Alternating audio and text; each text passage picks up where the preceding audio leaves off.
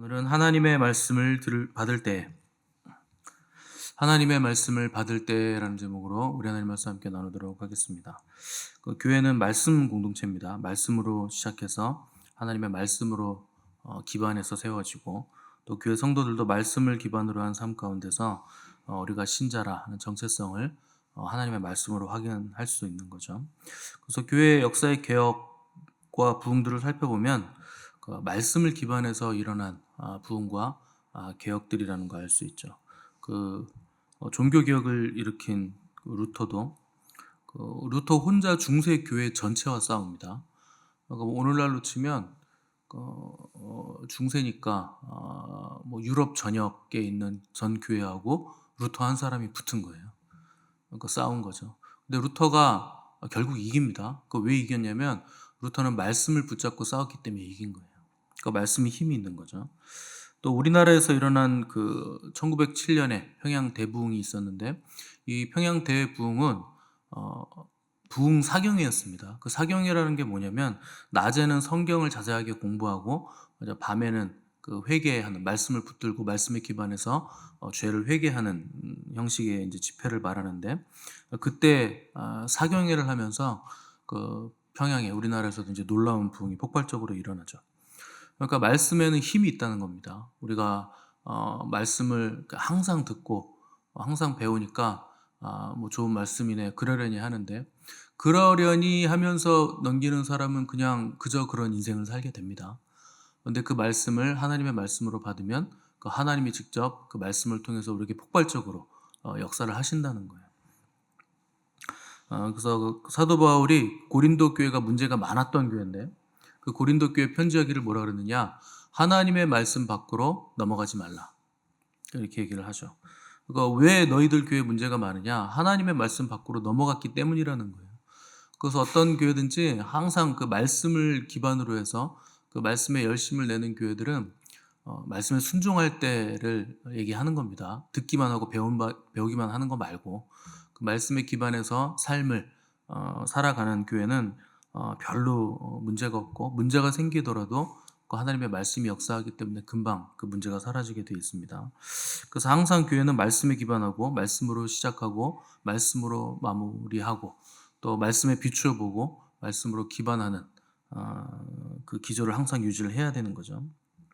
왜 교회는 항상 말씀의 교회냐? 하나님이 이 세상 자체를 창조하실 때부터 말씀으로 창조하세요.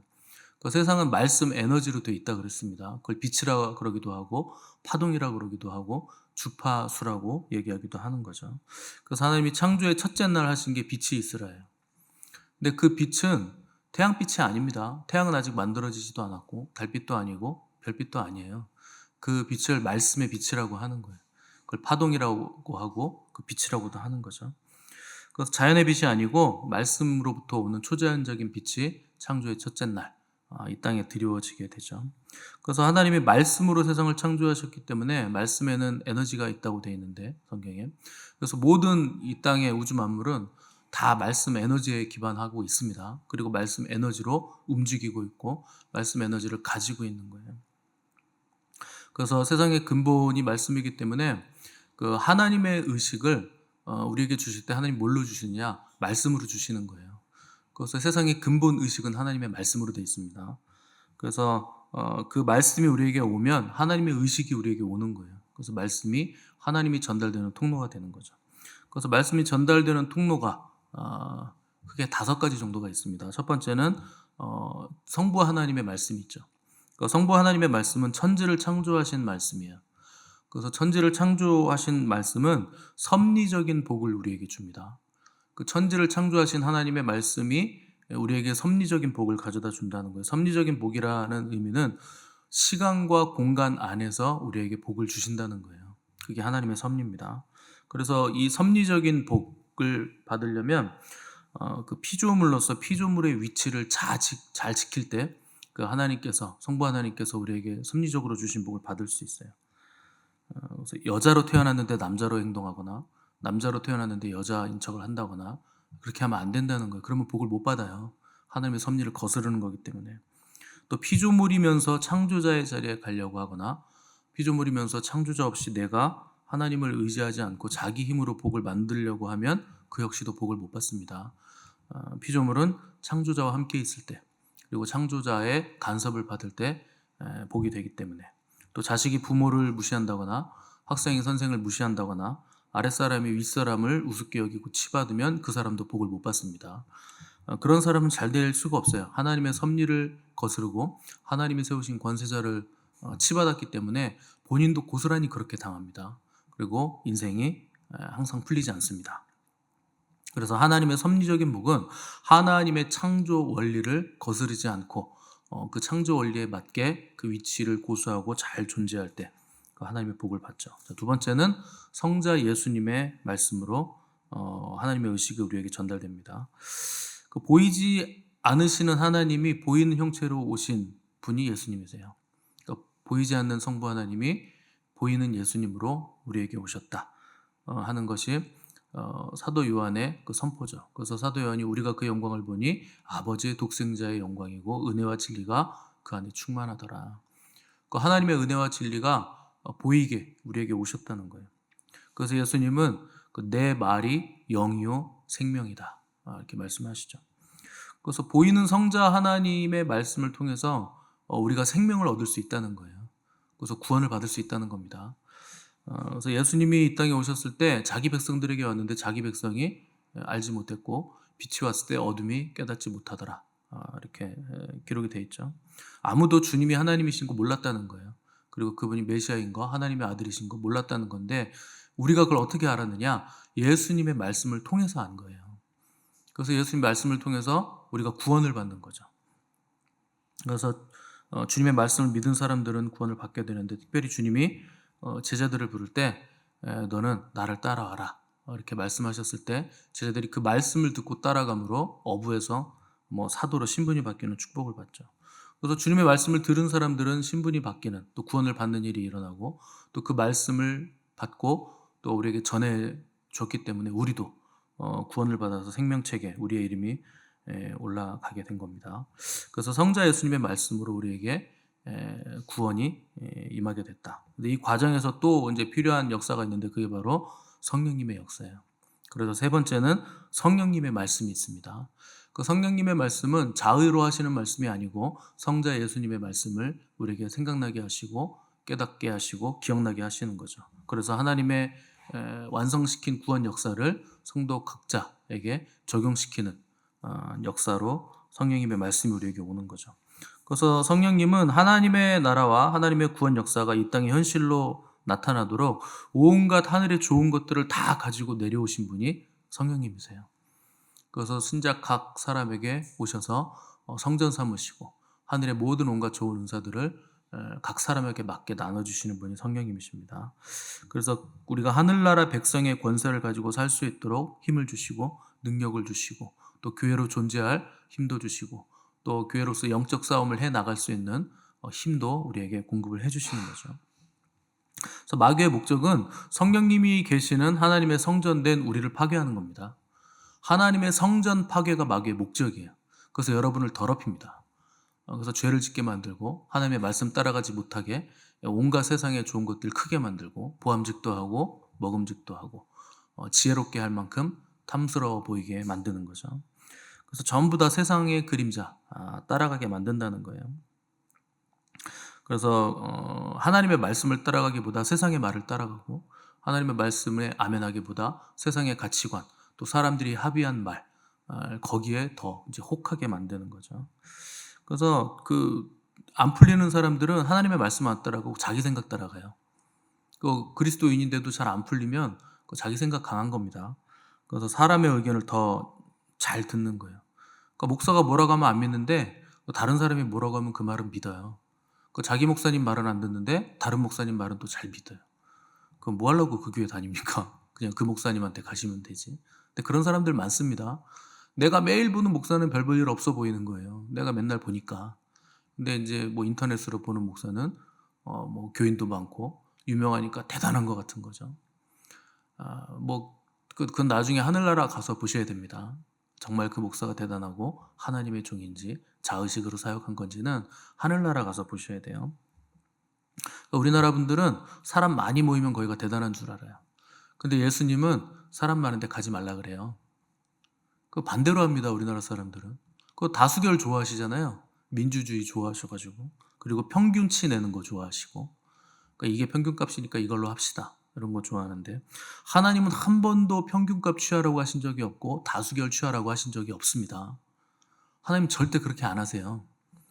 하나님 만물을 지으실 때도 각각 다 다르게 만드십니다. 평균값으로 지으신 적이 없어요. 다 달라요. 그래서 평균치, 다수결, 근사값 이런 거 하나님하고 전혀 관계없는 일입니다. 여러분들이 의견 충돌 내지 않기 위해서 그냥 울며 겨자 먹기로 정한 방법일 뿐이지, 그게 하나님의 방법이 아니에요. 하나님의 방법은 하나님이 정하시면 그걸로 끝나는 거예요. 말씀하시면 끝이에요. 뭐 다른 의견 낼 거 없습니다. 하나님이 말씀하셔도 아유 우린 그렇게 생각 안 하는데요.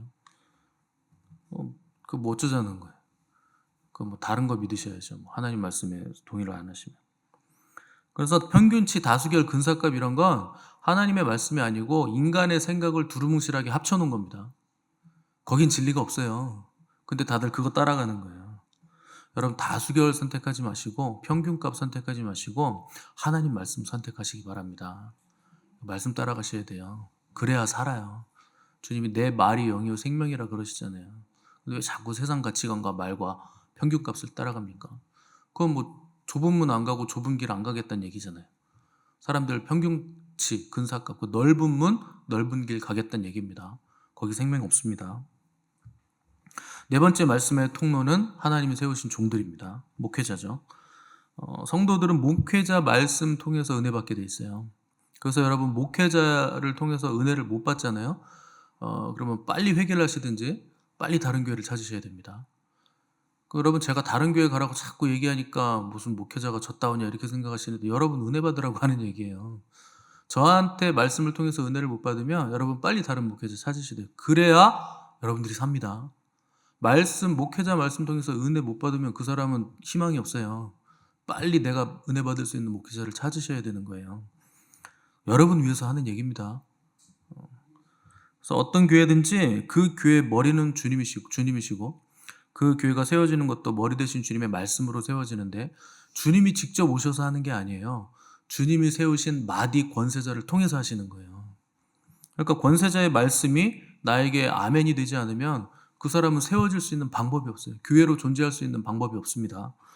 그래서 교인들이 제각기 최선을 다하고 아무리 열심을 내도 목회자 설교 없으면 여러분 자라날 수가 없어요. 목양이 안 돼요. 여러분 오늘부터 제가 새벽 예배 안 나오고 여러분 한 사람씩, 여기 지금 사람 굉장히 많은데 토요일이라 한 사람씩 돌아가면서 설교하세요. 그러면 여러분 엄청 성장하고 은혜 많이 받으시겠죠. 시험 받으실 것 같으세요? 은혜 받으실 것 같으세요? 어떻게 저 앞에서 저런 얘기를 하나, 저 사람은 뭐 설교를 저렇게 하나, 아마 그럴걸요. 앞에 나와서 막 어버버 하실걸요. 나와서 설교하세요 그러면 아이 못해요. 당연히 못하시겠죠. 그래서 목회자가 있는 건데. 최선을 다해서 한다고 해도 잘 믿읍시다 뭐 이 정도 하는 거예요. 여러분 은혜가 되겠습니까? 그러니까 여러분 목회자는요, 목회자의 그 역량이 있는 거예요. 자리가 있는 거예요. 그래서 반드시 하나님은 세운 목회자를 통해서 은혜를 우리에게 베푸시는 거예요. 목회자 없이 어떻게 은혜를 받습니까? 그래서 믿음이 들음에서 나기 때문에 목회자의 말씀을 듣고 아멘으로 화답하는 사람은 성장하게 돼 있습니다. 그건 그냥 쉬운 거예요. 여러분 병원 가서 의사 말 듣고 처방받아서 약 먹으면 나요. 그 쉬운 거를 교회에서는 안 하죠. 육체의 질병은 이게 많이 아플까 봐 걱정되니까 순종을 잘 하는데, 영혼의 질병은 마치 질병이 아니라고 생각하는 거죠. 여러분 영혼의 질병이 훨씬 더 심각한 겁니다. 그 말씀에 아멘이 안 되면 그 심각한 질병에 걸린 거예요. 그 문둥병이라 그래요. 그거를. 내 막 신체가 떨어져 나가는데도 감각을 못 하는 거예요. 코가 떨어지고 귀가 떨어지고 막 손톱 발톱 막 떨어지는데 감각이 없어요. 그게 심각한 질병이죠. 반면에 목회자는 성도를 목양하고 주님께로 인도하고 교회를 건강하게 세워나가야 될 그 목양에 대한 무거운 책임과 의무가 있습니다. 하나님이 다루시는 거예요. 목회자는. 그거를 안 하면 나중에 하나님이 다 다루세요. 그래서 사도 바울도 내가 다른 사람에게 전한 뒤에 버림을 받을까 두려워하노라. 얼마나 이제 두려워 떨었든지 그 목회자로서의 책임을 굉장히 많이 무겁게 느꼈다는 거죠. 저도 무겁게 느낍니다. 저도 그 앞에서 그냥 대충 쉽게 말하는 것 같지만 설교한 대로 살려고 많이 애를 써요. 어, 그게 여러분 쉽겠습니까? 잘 안 돼요. 저도 여러분하고 똑같은 사람이잖아요. 하나님 말씀대로 사는 거 때로는 어렵고 힘들죠. 그래도 조심스럽고 애를 쓰고 땀 흘리고 노력하고 또 여러분들에게 본이 되려고 하는 거, 그게 이제 제가 열심히 사는 방법이죠. 그래서 목사라도 말만 해놓고 움직이지 않으면 그건 성도보다 못한 거예요. 나중에 상이 없어요. 여러분들이 저보다 상도 많이 받으실 겁니다. 저는 말을 많이 하기 때문에 상이 없어요. 여러분들이 우리 목사님 하면서 챙겨주기 때문에 저는 받을 상이 없어요. 하지 말라 그래도 계속 그렇게 하시잖아요. 그럼 저는 여기서 상 다 받은 거예요. 여러분들이 다 챙겼기 때문에. 여러분들은 아무도 안 챙겨줘요.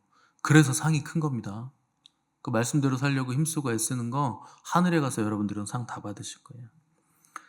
마지막으로 또 하나의 말씀의 통로가 있는데 그게 뭐냐? 그게 여러분 자신의 입이에요. 여러분이 선포하는 말, 그게 여러분의 말씀의 통로예요. 그래서 어떤 말을 선포하든지 여러분이 하는 말 그대로 됩니다. 말은 그 사람이 가진 그 영의 통로입니다.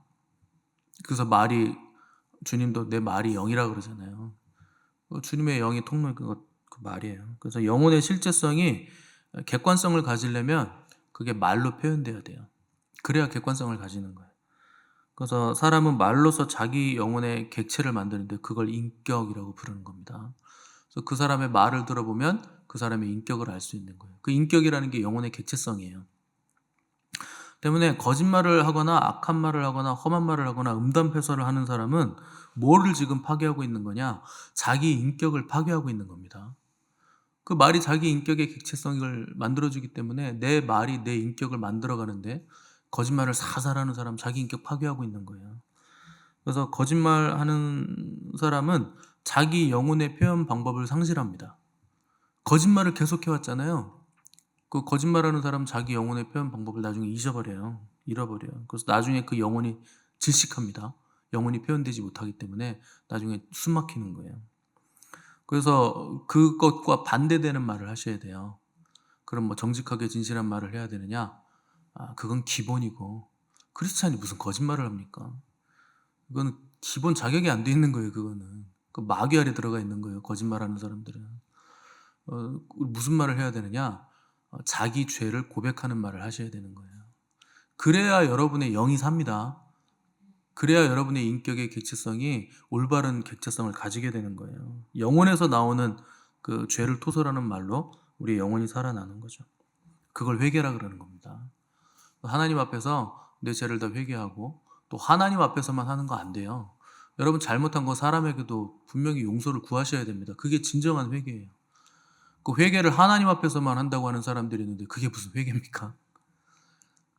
지옥 안 가려고 그냥 하나님 앞에서 때우려고 하는 거지. 내가 사람에게 잘못한 건 사람에게 용서를 빚어야 됩니다. 그래야 진정한 회개가 이루어지는 거예요. 그래서 여러분의 믿음의 상태는 여러분들이 그동안 입으로 선포해왔던 말의 수준하고 똑같아요. 그게 여러분 수준이에요. 그래서 오늘 나의 위치와 믿음과 현실은 다 누가 만든 거냐? 내가 만든 겁니다. 내가 한 말을 가지고 내가 만든 거예요. 그래서 하나님의 말씀이 선포될 때 그 하나님의 말씀으로 받아서 아멘으로 그 화답을 하시고 시인하고 그 말씀대로 살기 위해 몸부림치면 그 사람 인생은 잘못될 수가 없어요. 근데 그걸 안 하기 때문에 잘못되는 거예요. 입으로는 아멘하고 그냥 머리로는 다 이해했는데 삶으로 살지를 않으니까 그 인생이 안 풀리는 거죠. 그래서 무슨 일을 만나든지 하나님께 감사하시고 하나님 이 일을 통해서 하나님 영광 받아주세요. 이렇게 고백하면서 하나님의 영광을 위해서 살면 인생이 열립니다. 그래서 오늘 본문에서 바울은 데살로니가 성도들을 보고 하나님께 감사의 그 제목, 이유를 말했는데 감사의 이유가 너무나도 황당합니다. 너희들이 하나님을 말씀을 받을 때 사람의 말로 받지 않고 하나님의 말씀으로 받았기 때문에 내가 끊임없이 하나님께 감사한다. 여러분 이게 말이 됩니까? 그럼 뭐 하나님의 말씀 받을 때 하나님의 말씀으로 받지. 그럼 뭐 강아지 말씀으로 받아요? 뭐 물고기의 말씀으로 받습니까? 하나님 말씀을? 근데 바울이요 데살로니가 교회 성도들이 하나님의 말씀을 받을 때 하나님의 말씀으로 받았다고 하나님께 끊임없이 감사한대요. 말도 안 되는 얘기를 하는 거예요. 너무 당연한 얘기를 뭐 이렇게 열심히 땀 흘려가면서 편지까지 써가면서 얘기합니까? 쓸데없이. 사람들이요, 하나님의 말씀을 하나님의 말씀으로 안 받는다는 거예요. 대부분의 사람들이 그런다는 거예요. 그러니까 오랜만에 만난 거예요. 야, 너희들은 하나님의 말씀을 하나님의 말씀으로 받는다. 너무나 감사하다. 그 사람들이 얼마나 강팍하면, 얼마나 하나님의 말씀을 우습게 알면 하나님의 말씀을 하나님의 말씀으로 받는 걸 보고 하나님께 내가 끊임없이 감사한다는 말을 합니까? 사람들이요, 하나님 말씀으로 안 받아요. 그냥 사람의 말로 받습니다. 아유, 목사님 또 잔소리 하시네. 제가 여러분한테 뭐라고 잔소리를 합니까? 쓸데없이. 내 자식도 아닌데. 뭐라고 잔소리를 해요? 뭐 생기는 거 있어요? 잔소리하면 미움이나 받지. 여러분, 저도 미움 안 받고 좋은 얘기 할 수 있습니다. 근데 그게 여러분들을 살리지를 못해요. 그런 말은. 그러니까 잔소리 같은 얘기를 자꾸 하는 거예요. 왜 사람들이 하나님의 말씀을 사람의 말로 받냐면 그게 부담이 돼서 그래요. 저렇게 살기 싫은데, 저렇게 사는 거 어려울 것 같은데, 저렇게 살아야 구원받는 거라면 나는 천국 못 갈 것 같은데, 나는 이걸 포기 못 하겠는데, 이게 자꾸 부담이 되니까, 저건 뭐 우리 목사님이 그냥 맨날 하는 얘기지 뭐. 다른 목사님은 저렇게 얘기 안 하는데 뭐. 이럴 수도 있고 저럴 수도 있는 거지. 그냥 그렇게 받는 겁니다. 그거 뭐 어쩌겠습니까? 그렇게 받으신다는데 제가 할 말이 없죠.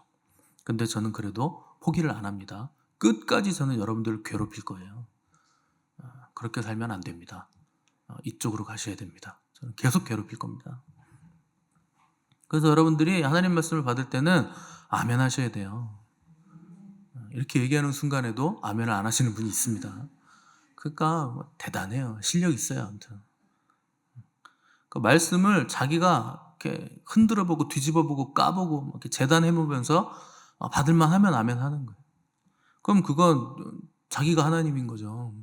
하나님의 말씀을 언제 누가 재단해서 흔들어보고 뒤집어보고 봤습니까? 내가 재단하면 안 돼요. 말씀이 나를 재단해야지. 말씀이 나를 흔들고 뒤집고 까야지. 내가 말씀을 거꾸로 뒤집어보고 흔들고 그러면 안 되는 겁니다. 그럼 내가 하나님이 된 거예요. 예전에 중국에서 예배를 드리면 제가 중국 선교를 가봤는데 그 사람들은 희한해요. 일어나서 얘기를 하면 설교가 되고 앉아서 얘기를 하면 좌담이 됩니다. 앉았으니까 좌잖아요. 앉을 좌. 앉아서 설교하면 그건 설교가 아니에요. 근데 일어나서 설교하면 설교입니다. 그래서 중국에서 설교할 때는 앉아서 자 좌담회 합시다 그러고 하는 거예요. 그리고 하나님이란 얘기 안 하죠. 예수님이란 얘기도 못 하죠. 도청이 다 되니까 누군가 듣고 있으니까. 그래서 하나님은 우리 하나님이 말씀하실 때 이렇게 안 하고 우리 회장님이 말씀하실 때 이렇게 하셨습니다 얘기하고, 예수님은 근데 그걸 사장님이 똑같이 우리에게 전달해 주신 거예요. 이렇게 얘기하는 거예요. 회장님, 사장님이 말씀으로 사장님이 회장님이 오셨다. 뭐 이렇게 얘기를 하면 알아듣습니다. 근데 그걸 일어나서 하면 안 돼요. 그래서 앉아서 이렇게 2시간을 딱 얘기하고 끝내면 사람들이 일어나서 뭐라 그러냐? 오늘의 교양 전적으로 접수하겠습니다. 뭐 이러는 거예요. 교양 강좌가 되는 거예요. 교양 교육. 그게요, 그 사람들이 우리식으로 하면 전적으로 아멘으로 화답하겠습니다 라고 얘기하는 거예요. 오늘의 교양 전적으로 접수합니다. 여러분, 하나님의 말씀을 받을 때는 전적으로 아멘 하셔야 돼요. 전적으로 접수를 하셔야 되는 거예요. 아멘은 우리 영혼의 진실한 응답입니다. 하나님 말씀에 대한 영혼의 응답이에요. 그래서 성경 말씀에 홍해가 갈라져서 건넜다 그러면 갈라져서 걷는 거예요. 그 홍해 바다가 얌수프라 그래서 그게 갈대 바다란 뜻이라서 갈대가 많아가지고 갈대를 밟고 건넌 거다. 이런 식으로 얘기를 하는데 좋아요. 그렇게 갈대를 건넜는데 애굽 병사들은 갈대를 밟고 다 빠져 죽었네요. 그것도 더 큰 기적이잖아요. 얼마나 큰 기적입니까? 갈대를 밟았는데 거기서 죽었으니. 그냥 죽은 자가 살아났다고 하면 살아난 거예요. 여리고성 무너졌다 그러면 무너진 거고. 그래서 하나님의 말씀을 아멘 한다는 건 하나님의 뜻을 있는 그대로 받아들인다는 겁니다. 그래서 내 인생을 향한 하나님의 뜻도 아멘으로 받아들이는 거예요. 내 인생을 향한 모든 하나님이 주시는 사건들에는 섭리가 있다. 나는 그걸 받아들입니다. 그게 아멘이에요. 때로는 망할 수도 있어요. 병이 들 수도 있습니다. 쫄딱 망할 수도 있는 거죠. 그냥 말하는 것도 아니고 쫄딱 망할 수도 있는 거죠. 근데 거기에 하나님의 섭리와 뜻이 있다는 걸 믿는 거예요. 그게 아멘입니다. 왜 그걸 아멘하느냐? 하나님을 사랑하기 때문에, 그리고 하나님의 부르심을 받았기 때문에. 그래서 하나님을 사랑하고 그 뜻대로 부르심을 입은 자들에게는 모든 것이 합력하여 선을 이루느니라. 그래서 아멘하는 거예요. 우리 주님은 십자가를 지라는 하나님 말씀에도 아멘 이렇게 화답하셨죠. 또 아브라함은 갑자기 하나님이 오셔서 너 본토 친척 아비집을 떠나라 부르셨을 때 아멘으로 화답하고 떠납니다. 모세는 너는 가서 내 백성 구해내라 했을 때 아멘으로 화답했고, 여호수아는 너 가나안 땅 들어가서 이제 모세 없으니까 네가 이끌고 들어가서 전쟁해라 했을 때 두려움에도 불구하고 아멘으로 화답해서 그 전쟁을 수행하죠. 그래서 가나안 땅을 정복합니다. 그래서 수많은 믿음의 사람들이 그 하나님 말씀에 아멘으로 화답해서 하나님의 일을 본 거예요. 그래서 예수님의 어머니 마리아는 10대 어린 나이에 은혜를 받은 자여 평안할지어다 라고 해서 아멘으로 화답했는데, 놀랍게도 그 은혜는 처녀인데 잉태하는 거예요. 여러분, 거기에도 아멘 하는 거예요. 주의 계집종이오니 말씀대로 이루어지리이다. 아멘 했다는 거예요. 여러분, 그 투석형이에요. 처녀가 잉태하면 돌에 맞아 죽습니다. 누구도 벗어날 수 없는 건데 아멘 했다는 거예요. 그 요셉이 살려준 거죠. 파혼하지 않고 데려와서 보호를 해준 거죠. 요셉도 천사가 찾아와서 하나님의 말씀을 전하니까 두려웠지만 아멘으로 그걸 받은 겁니다. 그러니까 여러분, 아멘으로 받으면, 하나님의 말씀을 아멘으로 받으면 내가 생각하는 것보다 훨씬 더 놀라운 하나님의 선물이 오는 거예요. 처음에는 어려워 보이지만 그 아멘으로 화답하면, 그 순종이라는 보자기를 풀면, 아멘의 포장지를 풀면 그 안에 놀라운 선물이 들어있다는 거예요. 그 선물이 여러분 믿음입니다. 믿음이 폭발적으로 늘어나는 거예요. 아멘으로 화답했더니 하나님의 크고 귀한 일을 보게 되면서 우리 혈관에 막 믿음이 막 흘러나는 거예요. 타고 넘치는 거예요. 찌르면 믿음이 나오는 거예요. 선포가 나오는 거예요. 그걸 선물을 받는 거죠. 그래서 땅의 영광이 아무리 크고 거대해도 하나님의 말씀보다 클 수는 없습니다. 땅은 의식 싸움인데 아무리 의식이 커봐야 하나님보다 클 수는 없어요. 그래서 하나님의 말씀을 아멘으로 받으면 하나님의 의식을 받은 거예요. 하나님의 의식을 아멘으로 받았으면 가장 큰 의식을 받은 거예요. 땅이 커봐야 그림자인데, 그림자가 커봐야 그게 뭐 결국 사라지는 거지 뭐가 됩니까? 그래서 말씀을 붙드셔야 되고 하나님의 말씀을 아멘으로 받으시기 바랍니다. 그래서 순종이 제사보다 낫고 듣는 것이 수양의 기름보다 낫다 하는 것을 기억하시고, 오늘도 하나님의 말씀 앞에 믿음으로 아멘으로 반응하시는 복된 저 여러분들 되시기를 간절히 바랍니다.